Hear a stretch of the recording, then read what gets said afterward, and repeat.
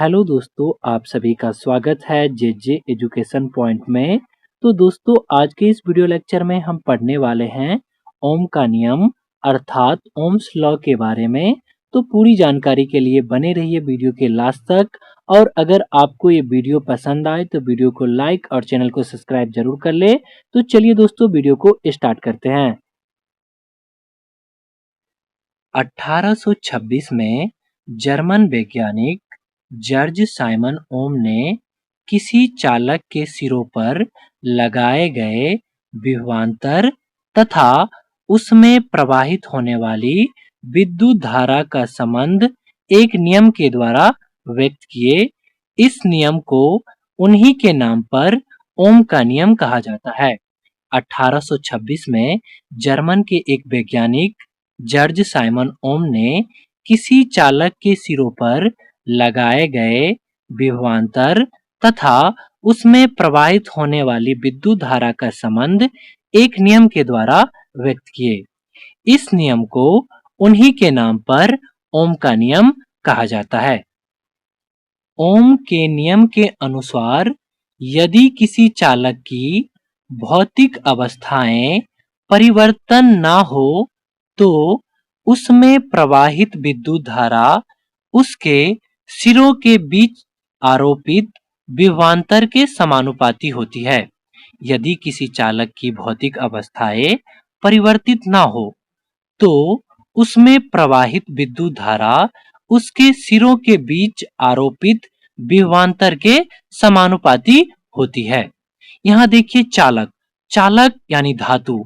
तो चालक वह पदार्थ है जिसमें विद्युत धारा का प्रवाह आसानी से हो जाए। चांदी, तांबा, पीतल, लोहा आदि क्या है तो चालक है। भौतिक अवस्थाएं जैसे लंबाई, ताप, दाब, ये क्या है तो भौतिक अवस्थाएं है। यह परिवर्तित ना हो यानी स्थिर हो।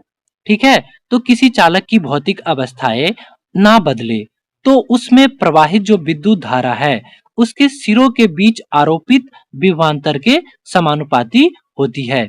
यही ओम का नियम है। ठीक है, ओम के नियम से क्या निकलता है कि विभवांतर जो है वह समानुपाती होता है विद्युत धारा के, यानी V समानुपाती I, V directly proportional to I। यहां से हम समानुपाती को अगर हटाते हैं तो क्या हो जाएगा, V equal to R I, जहां R क्या है तो नियतांक है। ठीक है, जिसे चालक का प्रतिरोध यानी रेसिस्टेंस कहते हैं। यहां से अगर हम रेसिस्टेंस यानी R का वैल्यू निकाले तो R इक्वल टू क्या हो जाएगा, V बाई I।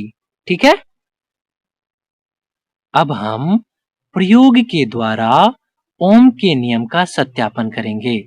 तो ओम के नियम को सत्यापन करने के लिए हम एक परिपथ बनाए हैं जिसमें एक शुष्क सेल है, एक एमीटर है, एक वोल्टमीटर है, एक स्विच है तथा एक नाइक्रोम तार के टुकड़े पी क्यू को संयोजित किया गया है। हमने एक परिपथ बनाया है जिसमें एक शुष्क सेल है, एक एमीटर है तथा एक वोल्टमीटर है, एक स्विच है तथा नाइक्रोम तार के टुकड़े पी क्यू को संयोजित किया गया है। ठीक है, जब स्विच एस को हम बंद करते हैं तो परिपथ में धारा प्रवाहित होने लगती है।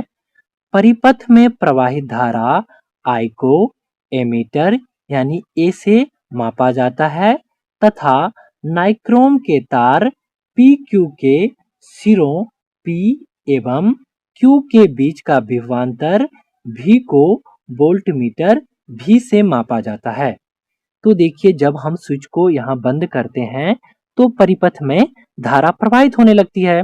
परिपथ में जो धारा प्रवाहित होती है उसे एमीटर से मापा जाता है तथा नाइक्रोम के तार PQ के सिरों P एवं Q के बीच का जो विभवांतर है उसे वोल्टमीटर से मापा जाता है।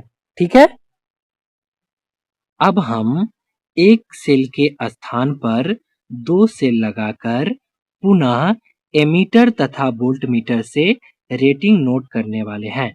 तो देखिए, इस क्रम में क्या होगा, जब हम 2 से लगाएंगे यानी धारा का मान बढ़ेगा। तो पहली बार में हम धारा का मान 0.5 लेते हैं तो विभवांतर हमें 2 मिलता है।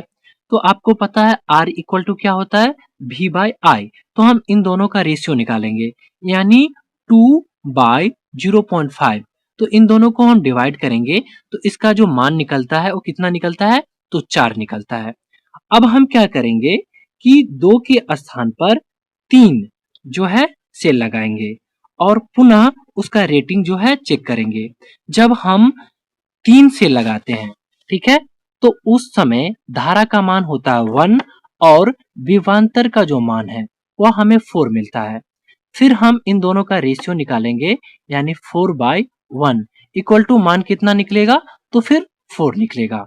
ठीक है, फिर इसी क्रम में हम अब की बार जो है 4 से लगाएंगे। ठीक है, यानी धारा का मान बढ़ेगा।